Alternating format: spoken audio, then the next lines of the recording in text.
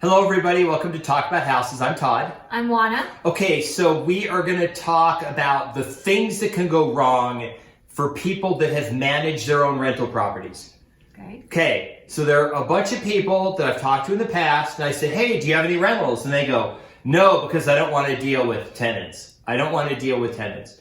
And then I'll usually say, well, that's what property managers are for. Mm-hmm. And they go, yeah, but I don't want them to destroy my property. I don't want them to wreck the property, okay? So that, obviously, that's a sore point for people. It is. Now, you have the other side of the equation. They do want the rental property, mm-hmm. but they don't want to pay a property manager, so they manage it themselves. Mm-hmm. Okay. Some bad things can happen.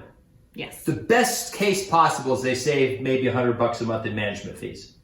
Let's go over some of the bad things. What are some bad things you've seen that happens when people manage their own rental property? Okay. Name one. So the first one is not knowing what the laws are. This is a big one because, look, like anything else, you don't have the experience, you don't follow all the different laws regarding what your responsibilities are as a property owner regarding a tenant. And it's perfectly normal and natural. There are lots of laws that the legislatures pass every year, and then you're dealing with city and county ordinances. There's just so much, it's overwhelming. Yep. Even for professionals, it's overwhelming. One of the things that happens with me as a property manager is I get a lot of my information from the Nevada Advocate, which is part of our board of realtors and part of our Nevada Realtors Association that keeps us updated regarding all the different laws, because we couldn't keep up with what's going on either without some help. And as a property owner, you don't have that help, right? Because You're doing it on your own, and you're doing it for your limited scope of properties. Property managers generally do this for a lot of different properties, so they're incentivized to keep up with all the laws. Okay, so I'm going to go with one example. Okay. Of someone who didn't understand the law. Mm-hmm. So they bought a house, mm-hmm. They lived in it, and they moved away. Right. Okay, then they rented it out to somebody themselves. Okay. First of all, they didn't realize that, first of all, they have to be within a certain distance of the property. They can't just move out of state and manage it remotely. The local law requires that there be someone managing within it nearby. Okay. Yes. So what happened was, during the pandemic, the tenant stopped paying rent. Mm-hmm. And they said, well, I read online that, there's a moratorium and I can't evict during COVID. What they didn't realize was that the lease had ended, mm-hmm. and 8 months later, the tenant was still in the property. And because they believed, well, I can't evict during COVID, they didn't evict him. Right. And they lost 8 months of rent, but they could have evicted them. Yes. How could they evict them during COVID? Okay, so in Nevada, the way it worked was you could not evict for non-payment of rent, but if the lease had ended, you could evict based on the lease having ended. So as a holdover tenant, that did not protect them under the COVID moratorium, so they could have been gotten out of the property in a reasonable amount of time. No, it would not have been as fast as it would normally have been, but based on holdover, that would have happened. We have had a lot of people that have vacated the property under those circumstances. Yep. Okay. So very important to understand. Now, let's say that you're managing property yourself, and you send somebody over to take pictures after they move out, and they damage the property. Mm-hmm. And you just say, you know what, you just tell them, I'm not going to give your money back. Mm-hmm. And then 2 months later, they go and file at the real estate division or somewhere and say, hey, I rented a property, I didn't get my security deposit back, and I didn't get an accounting of my funds back. Mm-hmm. So tell me, what would a property manager have done, and what is the risk of someone managing it themselves? Right. So a property manager would have, within 30 days, gotten a full accounting of all the damages and the cost for the repairs, and sent out that accounting to the tenant.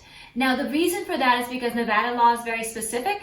If you do not do that within 30 days, you owe them 3 times their security deposit, regardless of the damages. So let's say, for the sake of argument, that the security deposit was $1,000 and you did have maybe $1,200 worth of damages.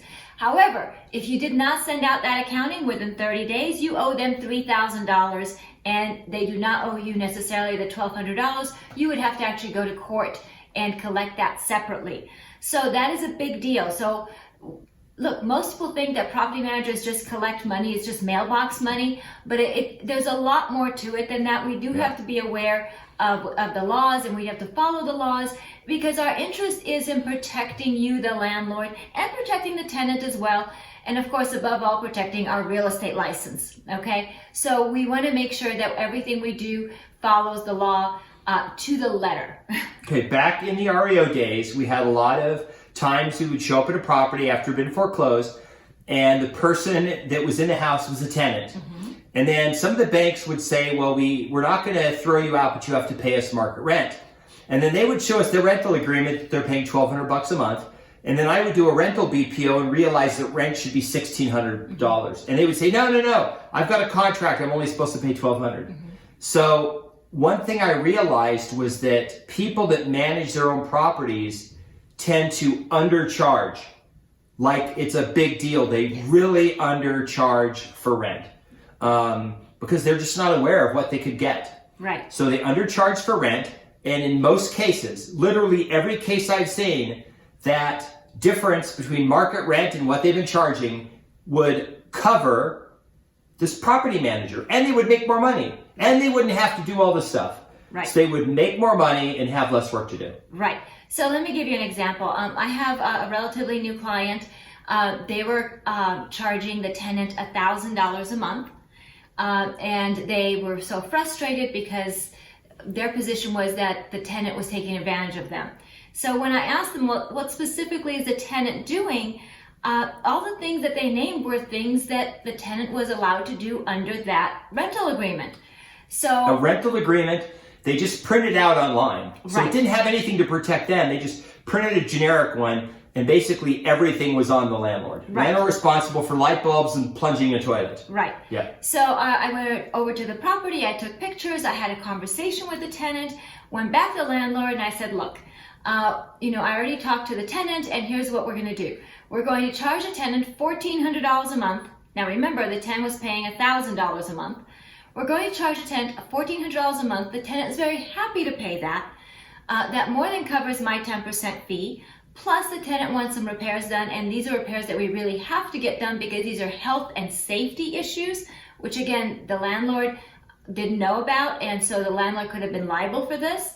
I got somebody out, I got the repairs done, and at the end of the day, the landlord actually collected more than $1,000 for the first month's rent. So remember, they were only collecting $1,000 before, now they got a little bit over $1,000 for that first month's rent. So not only did they make more money in their pockets, but I got paid and the vendor got paid who did the repairs. So this was a win-win situation. Landlord's making more money, the tenant is happy because the repairs are done, I'm happy because I have a new client, so everybody's happy. So this is one of the things that you have to keep in mind, that as a landlord you may or may not be aware of what the market rent is, and it's important that you know that so that you are maximizing your revenue from that property. Yeah. Another thing is that, let's say that the water heater goes out, mm-hmm. or the air conditioner goes out, mm-hmm. and they call you and say, hey, we need to get this done. And you just go and pick up the phone or go on the internet, and you go find somebody and you send them out there. You probably don't know like what the going rate is to have something fixed on the AC or some thing fixed on the water heater. So the vendor might take advantage of you, Joe homeowner calling, because now you're stressed and you just say, okay, it's $1,200 to replace the water heater, just do it, right? Mm-hmm. But how much is a water heater? So it depends. So if you go to Home Depot, the water heater is about $850. If you go to the plumbing supply store, the same exact hot water heater from the same exact manufacturer, the same number of gallons, etc., is about $450. Okay, so you can see where this is going. What about an AC? How much is like a whole brand new AC? So, depending on the tonnage, they're much more energy efficient now. So you're looking at somewhere in the neighborhood of about $3,000. So I recently had a couple ACs go out, and it was really interesting because I called up somebody and I told them what was going on, and they said, "Oh, well, you need a whole new AC." I said, "No, thank you. I know what this is. This is a capacitor. This happens all the time when we first get going with the ACs, particularly on older ACs. The capacitors go out, and that's a common thing." So I called up with somebody else and I said, "Hey, I need a new capacitor on this size AC," and they quoted me some number that I thought was not in the ballpark of what it needed to be. Called somebody else and they named the right number. Now I know what a capacitor should cost. The capacitor installed along with some various other parts should run me maybe about $225, okay? It should not run north of $300, $500, whatever else I've been quoted. So I know what those things run. The issue is that, look, as a property manager, I get the same repair requests over and over again for multiple properties. So I do know what this stuff should run. So when somebody's quoting me a number that I think is out of the ballpark, I can go ahead and walk away and go to another vendor. The other thing is that I have a list of vendors that I can go to. So for example, I had an AC go out about 2 weeks ago, 11 o'clock at night. A tenant texted me saying that her AC just went out. I went ahead and sent a text message to a vendor that I use all the time. I said, "Hey, this is what's going on. Can you please take a look at it?" 8 o'clock the next morning, that vendor was out there. Now, you try to get an air conditioning vendor that you notify 11 o'clock at night to be there 8 o'clock in the morning the next morning. You're lucky if they're there 3 days later.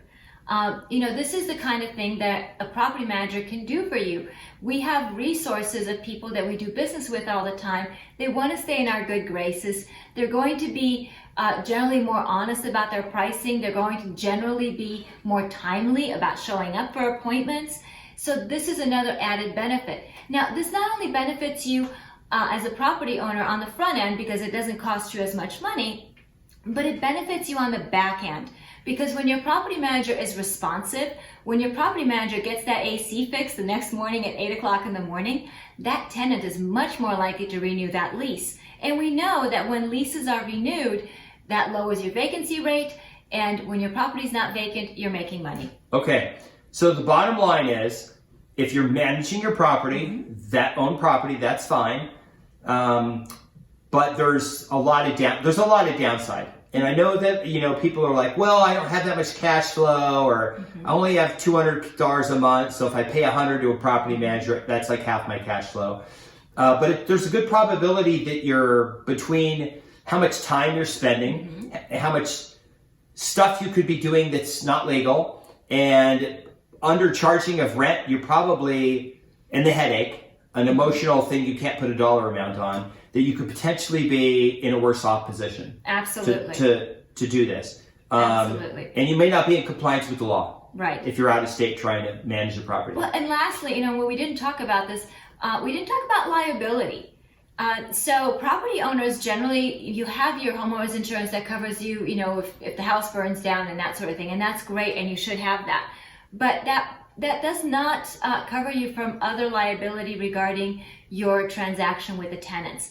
While if you have a property manager, then that property manager takes on a lot of that responsibility and that liability. So that's an important thing for you to kind of keep in mind, that property manager is there to protect you both now as far as your expenditures and in the future regarding liability pertaining to that property. Most judges, when they're faced with a dispute between a landlord and a tenant, guess who they tend to side with?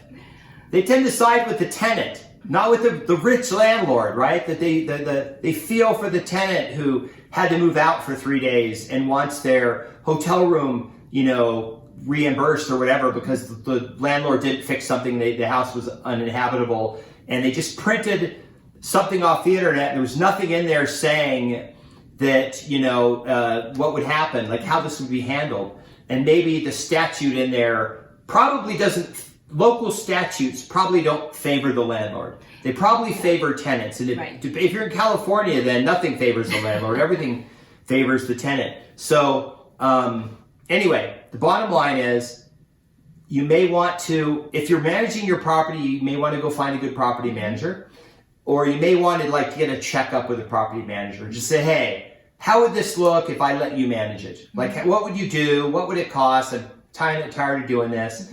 And you might be better off. You might be happier. Absolutely. Okay.